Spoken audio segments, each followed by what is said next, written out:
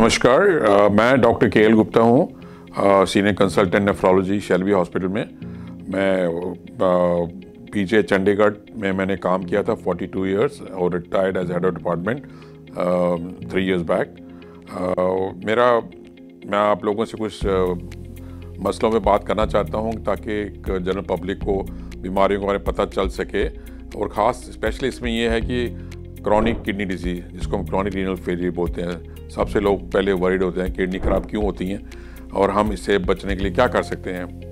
Chronic kidney disease by definition बोलते हैं जिसमें हमारा 60% से किडनी काम कर रही हो, जब कोई स्ट्रक्चरल डिफॉर्मिटी हो, 3 महीने से ज़्यादा परसिस्ट कर रही हो। इसको डिफ्रेंशिएट करना होता है एक्यूट किडनी इंजरी से, एक्यूट रीनल फेलियर से, जो कि रिकवर कर जाती है। तो क्रॉनिक किडनी डिजीज़ के क्या है, इसकी क्या अलामतें हैं, क्या कारण है। पहले तो इसकी अलामतें क्या हैं इसका पता नहीं चलतेगा। इसको जैसे मैंने बताया 5 स्टेजेस हैं।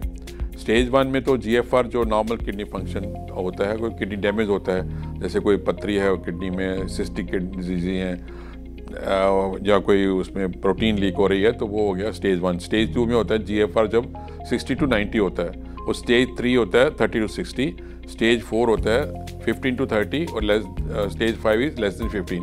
सो जो हम पेशेंट आमतौर देखते हैं हमारे पास आते हैं, वो स्टेज 4 और 5 में होते हैं, जिनको डायलिसिस की ज़रूरत होती है। उससे जो कम में होते हैं स्टेज 3, 2, वो हम नहीं देखते। वैसे मैं बताऊं आपको, क्रॉनिक किडनी डिजीज़ इतना कॉमन है कि अमेरिका में 100 में से 10% लोगों को क्रॉनिक किडनी डिजीज़ होगा। हमारा भी इतना एस्टिमेट होगा। हैरानगी की बात है, 15 में से 1 को पता है कि एक किडनी डिजीज़ है, उसमें से 90% को पता नहीं कि किडनी डिजीज़ है, और 40% को ये नहीं पता कि उनकी सीवियर किडनी डिजीज़ कितनी है। और ऐसे ही इसके कारण क्या हैं, इसके कारण मेजॉरिटी जो काजेज़ हैं, एक तो डायबिटीज़ है और हाइपरटेंशन है, जो 70% काजेज़ किडनी फेलियर की 2 बीमारियां हैं। बाकी नेफ्राइटिस होता है, पथरी, किडनी में पथरी, स्टोन होते हैं, जो सिस्टिक डिजीज़ होती हैं, या फिर हम दवाइयाँ खाते हैं ओवर द काउंटर बिना किसी डॉक्टर प्रिस्क्रिप्शन के, उससे नुकसान पहुँचता है। तो हम कैसे समझें कि किसी को किडनी डिजीज़ है। पहले तो आमतौर हमें, जैसे जो भी डायबिटिक पेशेंट है, जो हाइपरटेंशन है, उसको अपना चेकअप कराते रहना चाहिए। क्या चेकअप कराना है? यूरिन रूटीन चेकअप कराना है, GFR कैलकुलेट कराना है, सीरम क्रिएटिनिन चेक करनी है।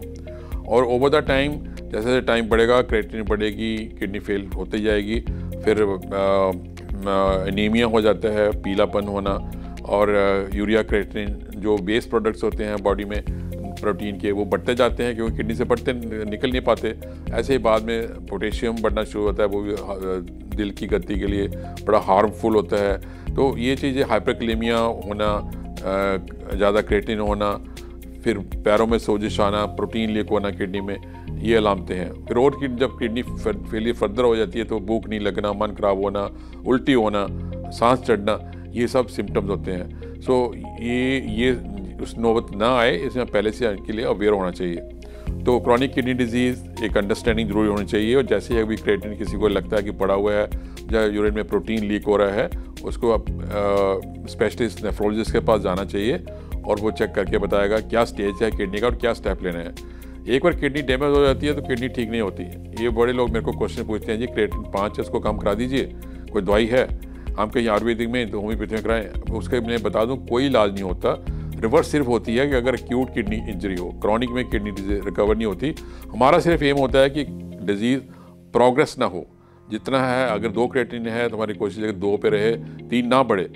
और इसको, उसके लिए क्या क्या स्टेप लेने होते हैं, आप पूछोगे क्या करना चाहिए। उसके लिए यही है कि अपने जो कारण हैं उनको कंट्रोल करना है, जैसे डायबिटीज़ को कंट्रोल करना है, ब्लड प्रेशर को कंट्रोल करना है, अगर पथरी है तो उसका इलाज कराना है। ओवर द काउंटर मेडिसिन नहीं लेनी है, पेन किलर ऐसे जैसे किडनी को नुकसान पहुंचा सकते हैं, और जो देसी दवाइयाँ वगैरह भी ऐसे बिना मतलब के हर्बल मेडिसिन होती हैं, उससे भी नुकसान पहुंचता है। और फिर हमें डाइट में कंट्रोल रखना है। डाइट में कंट्रोल क्या है? एक तो मेजर साल्ट रिस्ट्रिक्शन जरूर होना चाहिए, हर एक को साल्ट कम खाना चाहिए इन जनरल, और शुगर भी कम खाना चाहिए, और बाकी प्रोटीन डिपेंडिंग ऑन की किडनी स्टेज क्या है उस पर रिस्ट्रिक्शन होती है। और फिर मेडिसिन है, जैसे अगर आपको डायबिटीज़ है उसके लिए मेडिसिन देनी है और कंट्रोल करना है। कुछ मेडिसिन किडनी फेलियर में मॉडिफाई करनी पड़ती हैं। जैसे जैसे डायबिटिक में किडनी डिजीज़ बढ़ती है तो डायबिटीज़ कम होती जाती है। लोग कहते हैं जी मेरी डायबिटीज़ तो ख़त्म हो गई जी, अब तो उनको ये नहीं पता है कि इसलिए कम हुई क्योंकि जो किडनी फेल होने के कारण जो बॉडी का इंसुलिन वो बढ़ता जाता है और वो जो शुगर को कंट्रोल कर लेता है। बल्कि कई ऐसे पेशेंट हैं जो डायबिटीज़ के किडनी फेल में जाते हैं, उनको शुगर उल्टा कम हो जाती है बगैर दवाई के भी।